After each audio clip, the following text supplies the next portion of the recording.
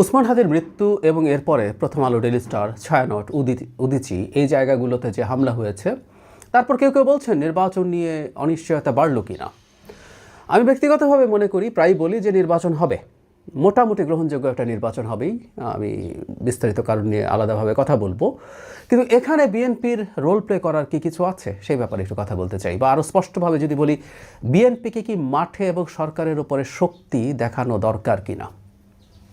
আমরা খেয়াল করছি জনাব তারেক রহমান আর অল্প কিছুদিনের মধ্যেই, মাঝে একটা দিন আছে, তারপরেই তিনি দেশে ফেরার কথা, সব ঠিকঠাক থাকলে আমি বিশ্বাস করি জনাব তারেক রহমান দেশে আসার পরই অনেক কিছু পাল্টে যাবে। কারণ তিনি যখন দেশে আসবেন তখন দেশ একেবারেই পুরোপুরি নির্বাচনের দিকে যাত্রা শুরু করবে এবং তিনি দেশে আসা জনিত কারণে যে হাইপ তৈরি হবে, এখানে একটু বলে রাখা দরকার, এই হাইপকে বাধাগ্রস্ত করার জন্য অন্তত তার আশা যেহেতু ঠেকানো গেল না নানান কিছু করে, এখন পর্যন্ত সব ঠিকঠাক আছে, তাই তিনি আসার পর চেষ্টা করা হবে তার এই আসার পর কোনো একটা ইস্যু তৈরি করা, কোনো না কোনোভাবে কিছু একটা ঘটানো, যাতে তার এই আশা নিয়ে, দেশে ফেরা নিয়ে অনেক বেশি কথাবার্তা না হয়, অনেক বেশি হাইপ তৈরি না হয়, বা তিনি আশাজনিত কারণে এখানে জটিলতা হয়েছে, ওটা হয়েছে, এদের তো একটা ইকোসিস্টেম আছে, সেই ইকোসিস্টেমের মাধ্যমে এগুলো ছড়িয়ে দেওয়ার চেষ্টা থাকতেও পারে।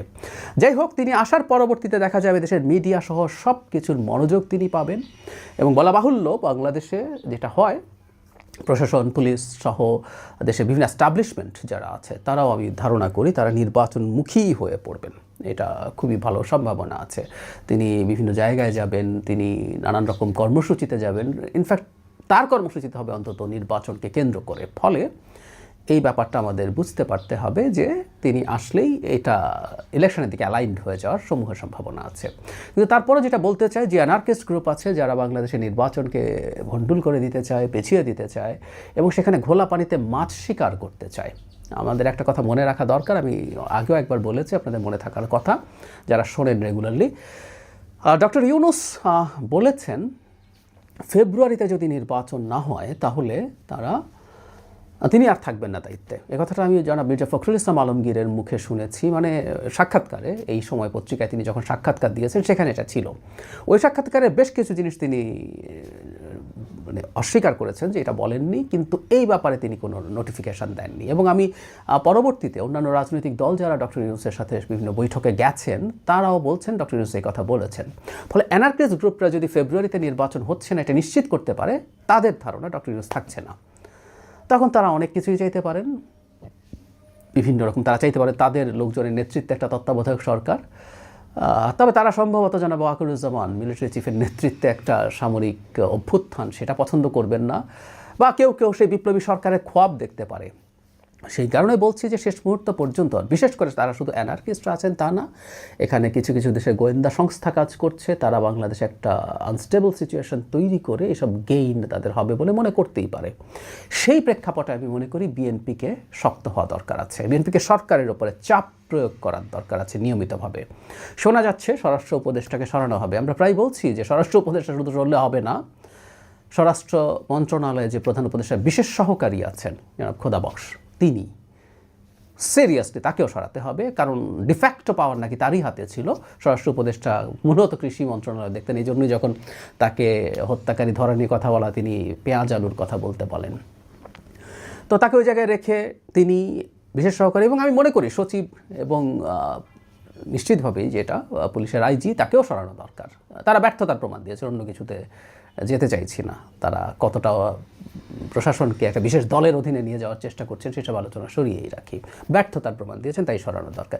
এ সময় কে দায়িত্বে আসবে নতুন, এই জিনিসগুলো খুব ভাইটাল।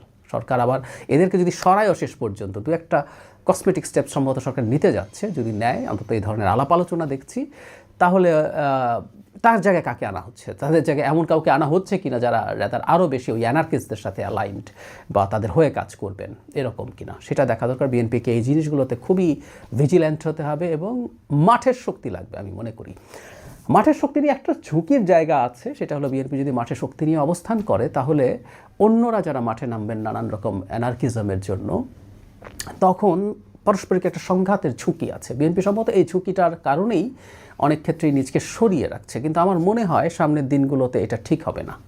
সামনের দিনগুলোতে এটা ঠিক হবে না। নিরাপদে কোথাও না কোথাও কোনো না কোনোভাবে তাদের এই মাঠের প্রস্তুতিটা রাখতে হবে। কথা ছিল সরকার সব কিছু করবে, সরকারের আইনশৃঙ্খলা বাহিনী সব কিছু করবে, কিন্তু যেহেতু সরকার করছে না, এই দায়িত্বটাও মানে আইনশৃঙ্খলা রক্ষা করতে হবে এগুলোর কথা বলছি না, মানে ওই আওয়ামী লীগ যেমন করতো সেটার কথা না। কিন্তু বিএনপি মাঠে আছে, বিএনপির শক্তি আছে, বিএনপির শক্তি তাকে মোটা দাগে প্রদর্শন করতে হবে, যাতে অন্যরা এই ব্যাপারে ভয় পায় যে তারা কার সাথে সংঘাতে নামতে চাইছে।